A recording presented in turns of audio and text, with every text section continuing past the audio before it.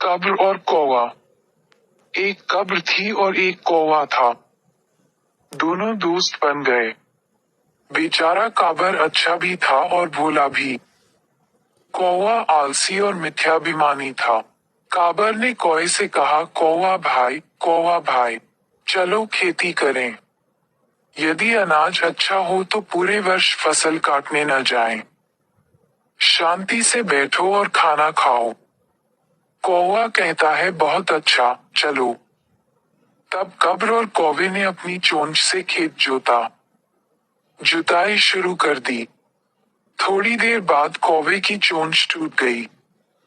वहां कौवा उसे बनाने के लिए लोहार के पास गया। जा रहा है। जाते जाते उन्होंने काबर से कहा, काबर भाई, आप खेत जोतो, मैं अभी चोंच लेकर आता हूँ। काबर कहते हैं, ठीक है। फिर काबर ने पूरा खेत जोत दिया। कागड़ा भाई का पता नहीं चल पा रहा है। वह वापस आ गया है। बिल्कुल नहीं आए। कागड़ा भाई का दान गलत था, इसलिए चोंच।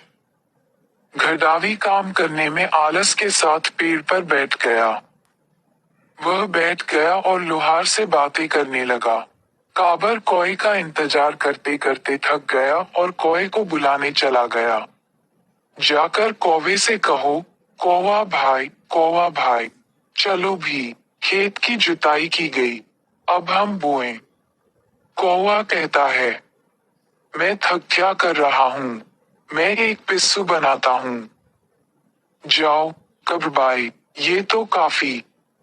काबर वापस जाकर बुआई करने लगे। काबर ने चांदी का बाजरा बोया। कुछ ही दिनों में ये बहुत सुंदर निकला। उसी समय डांटने का समय हो गया और कब्रबाई कौवे को बुलाने चली गई। जाकर कौवे से कहो, कौवा भाई, आओ आओ, बाजरा बहुत अच्छा हुआ है। अब जल्द ही निराई गुड़ाई करनी होगी, नहीं तो मस्सा खराब हो जाएगा। आलसी कौवा पेड़ से बोला, मैं दिखावा कर रहा हूँ। मैं चांचूड़ी बनाता हूँ। जाओ, कब्रबाई, मैं आ रहा हूँ। कब्र वापस चली गई और सारा मैदान अकेला रह गया। शापित। जैसे जैसे समय बीतता गया, फसल का समय आया, तो काबर कागड़ा भाई को बुलाने गया। जाकर कौवे से कहो, कौवा भाई, अब चलो, ये फसल का समय है। अगर हम देर से काटते हैं, हानि होगी। चालाक कौवा बोला, मैं तो कर रहा हूँ। चांचूड़ी बनानी है। जाओ, कब्रबाई, मैं आ रहा हूँ। कब्रबाई निराश होकर वापस चली गई, और खिजन ने अकेले ही सारा खेत काट लिया। तब काबर ने बाजरे के ढेर में से बाजरा निकाला और एक कोर बाजरे का और दूसरे कोर में चूने का बड़ा ढेर लगा दिया। और उसने ढेर पर बाजरे की एक पतली परत बिछा दी, कि ढेर ढेर हो गए। बाजरे के ढेर जैसा लग रहा है। फिर वह कौवे को बुलाने गई। जाओ और कहो, कौवा भाई, क्या अब तुम जाओगे? बाजरे की 2 ढेरियां तैयार कर ली गई हैं। आपको जो भी हिस्सा पसंद हो उसे रख लें। कागड़ा भाई ये जानकर उत्साहित हो गए कि उन्हें बिना मेहनत के बाजरा का हिस्सा मिलेगा।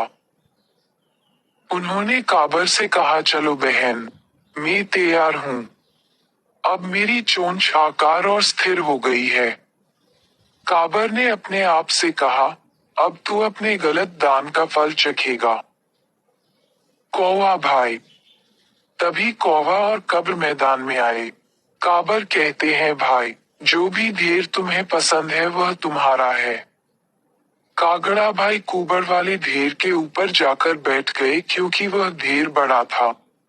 लेकिन वह जहाँ भी बैठने जाते थे, भाई साहब के पैर सूज जाते थे और उनकी आंखें, कान और मुंह में घाव भर जाते थे और कागड़ा भाई की मृत्यु हो जाती थी। समझ गया। तब कब्रबाई बाजरा घर ले गई और खाया, पिया और आनंद किया।